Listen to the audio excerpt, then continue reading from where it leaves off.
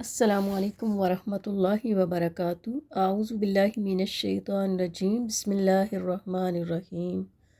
رب اشرح لی صدری ویسر لی امری واحلل عقدۃ من لسانی یفقہوا قولی رب زدنی علما اللہم فقہنا فی الدین اللہم صلی علی محمد وعلی آل محمد۔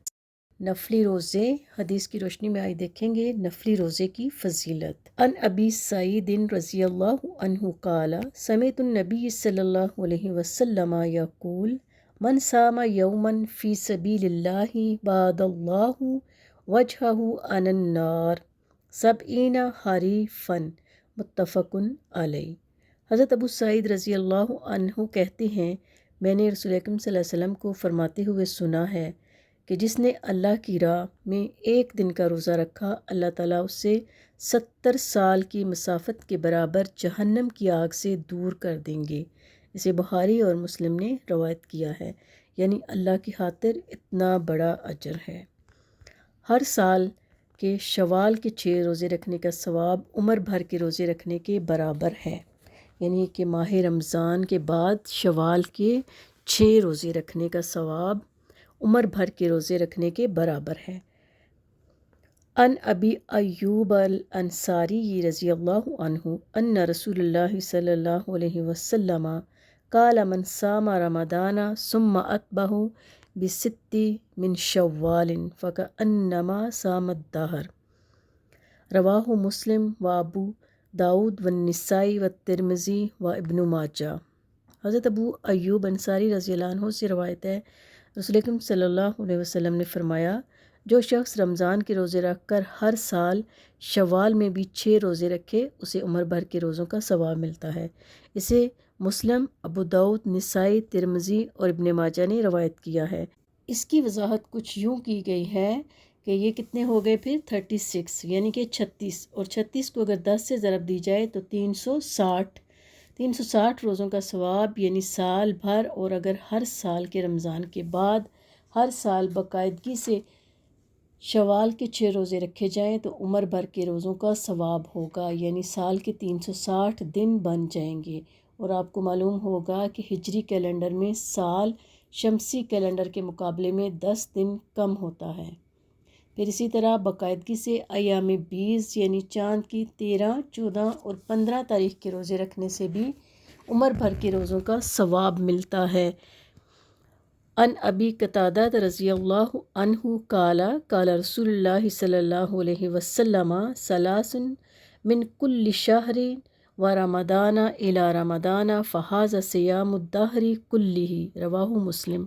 حضرت ابو قتادہ رضی اللہ عنہ سے روایت ہے، کہتے ہیں رسول اللہ صلی اللہ علیہ وسلم نے فرمایا ایک رمضان سے دوسرے رمضان کے درمیانی عرصے میں ہر ماہ 3 دن ایام 20 کے روزے رکھنا عمر بھر کے روزے رکھنے کے برابر ہے۔ اسے مسلم نے روایت کیا ہے۔ سفر میں نفلی روزہ رکھنا جائز ہے۔ ان حمزہ ابن عمرو الاسلمی رضی اللہ عنہ انہ سأل رسول اللہ صلی اللہ علیہ وسلم اصوم فی السفر قال ان شئت فصم و ان شئت فافطر، رواہ النسائی۔ حضرت حمزہ بن عمر السلمی رضی اللہ عنہ سے روایت ہے کہ انہوں نے رسول اکرم صلی اللہ علیہ وسلم سے پوچھا کیا میں سفر میں روزہ رکھوں؟ آپ صلی اللہ علیہ وسلم نے ارشاد فرمایا اگر چاہو تو رکھو، چاہو تو نہ رکھو۔ اسے نسائی نے روایت کیا ہے۔ بہت سے لوگوں کا یہ سوال ہوتا ہے، یعنی اگر چاہو تو رکھ لو، اگر نہ چاہو تو نہ رکھو، یعنی کہ اس میں رخصت ہے۔ جہاد یا حج کے سفر میں روزہ رکھنے والے کو اللہ تعالیٰ 70 سال کی مسافت کے برابر جہنم سے دور کر دیتے ہیں۔ سوموار اور جمعرات کا روزہ رکھنا رسول اکرم صلی اللہ علیہ وسلم کو پسند تھا۔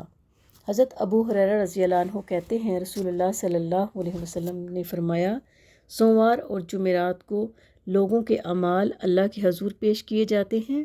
میں چاہتا ہوں کہ جب میرے اعمال اللہ کے ہاں پیش کیے جائیں تو میں اس وقت روزے سے ہوں۔ اسے ترمذی نے روایت کیا ہے۔ یوم عرفہ یعنی 9 ذوالحجہ کا ایک روزہ 1 سال گزشتہ اور ایک آئندہ یعنی 2 سال کے صغیرہ گناہوں کا کفارہ ہے، جبکہ یوم عاشورہ 10 محرم کا روزہ گزشتہ 1 سال کے صغیرہ گناہوں کا کفارہ ہے۔ اگلی حدیث بھی حضرت ابو قتادہ رضی اللہ عنہ سے ہے، کہتے ہیں رسول اللہ صلی اللہ علیہ وسلم نے فرمایا، میں اللہ تعالیٰ سے امید رکھتا ہوں کہ یوم عرفہ کے روزے کے بدلے میں اللہ تعالیٰ ایک گزشتہ اور ایک آئندہ سال کے گناہ معاف فرمائیں گے، اور یوم عاشورہ کے روزے کے بدلے میں گزشتہ 1 سال کے گناہ معاف فرمائیں گے۔ اسے مسلم نے روایت کیا ہے۔ صرف 10 محرم کا روزہ رکھنا مکروہ ہے۔ صرف عاشورہ 10 محرم کا روزہ رکھنا مکروہ ہے۔ 9 اور 10 محرم یا 10 اور 11 محرم دونوں کے روزے رکھنے چاہیے، یعنی کہ 2 دن کا روزہ رکھنا چاہیے۔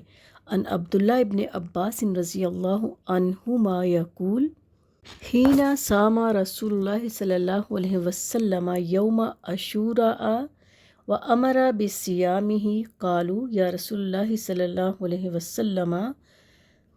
حضرت عبداللہ بن عباس رضی اللہ عنہ فرماتے ہیں، رسول اللہ صلی اللہ علیہ وسلم نے عاشورہ 10 محرم کا روزہ رکھا اور لوگوں کو بھی رکھنے کا حکم دیا۔ لوگوں نے عرض کیا، یا رسول اللہ صلی اللہ علیہ وسلم، 10 محرم تو یہود و نصارہ کے نزدیک بڑی عظمت کا دن ہے۔ آپ صلی اللہ علیہ وسلم نے فرمایا، اچھا آئندہ سال ہم انشاءاللہ 10 محرم کے ساتھ 9 محرم کا روزہ بھی رکھیں گے، لیکن آئندہ سال آنے سے پہلے ہی آپ صلی اللہ علیہ وسلم اس دنیا سے رخصت ہو گئے۔ اسے مسلم نے روایت کیا ہے۔ یوم عاشورہ 10 محرم کی فضیلت کی وجہ یہ ہے کہ جب رسول اکرم صلی اللہ علیہ وسلم مدینہ تشریف لائے تو یہود 10 محرم کا روزہ رکھتے تھے۔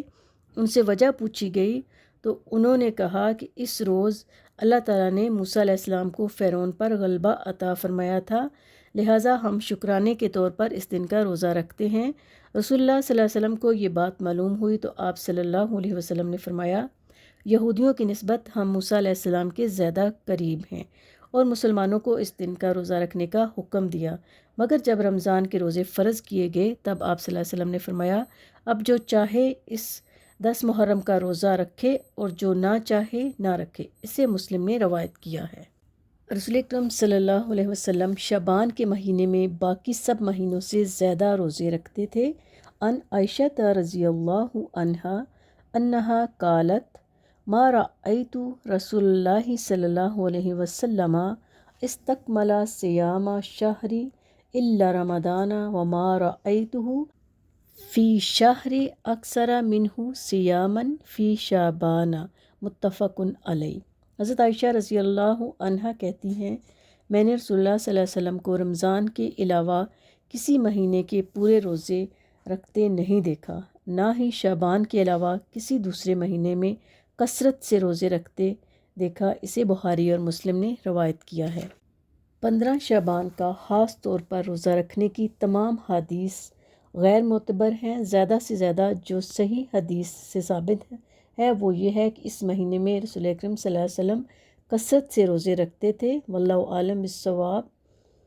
نفلی روزہ رکھنے میں ایک دن چھوڑ کر دوسرے دن روزہ رکھنے کا طریقہ سب سے افضل ہے۔ ان عبداللہ ابن عمر رضی اللہ عنہ ان رسول اللہ صلی اللہ علیہ وسلم قال صم فی کل شہر 3 ایام۔ حضرت عبداللہ بن عمر رضی اللہ عنہ سے روایت ہے، رسول اللہ صلی اللہ علیہ وسلم نے فرمایا، ہر ماہ 3 دن کے روزے رکھو۔ میں نے عرض کیا، مجھ میں اس سے زیادہ طاقت ہے؟ رسول اللہ صلی اللہ علیہ وسلم برابر مجھ سے روزے کم کراتے رہے، حتیٰ کہ آپ نے فرمایا، ایک دن روزہ رکھو، ایک دن ترک کرو، یہ افضل ترین روزے ہیں۔ میرے بھائی داؤد علیہ السلام کا یہی طریقہ تھا۔ اسے بخاری اور مسلم نے روایت کیا ہے۔ آپ صلی اللہ علیہ وسلم نے داؤد علیہ السلام کو بھائی نسب میں نہیں بلکہ دین اور نبوت میں کہا ہے۔ محرم کے مہینے میں روزے رکھنے کی فضیلت حضرت ابو ہریرہ رضی اللہ عنہ سے روایت ہے، کہتے ہیں رسول اللہ صلی اللہ علیہ وسلم نے فرمایا، رمضان کے بعد سب سے افضل روزے محرم کے روزے ہیں جو اللہ کا مہینہ ہے، اور فرض نماز کے بعد سب سے افضل نماز تہجد کی نماز ہے۔ اسے مسلم نے روایت کیا ہے۔ سوموار کے روزے کی فضیلت۔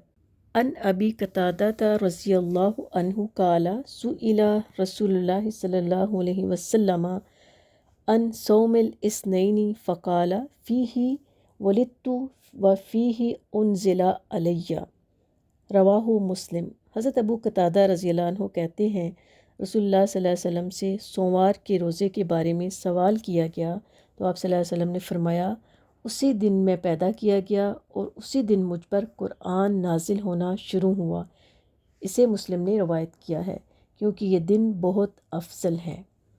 ذی الحجہ کے پہلے 9 روزے رکھنا مستحب ہے۔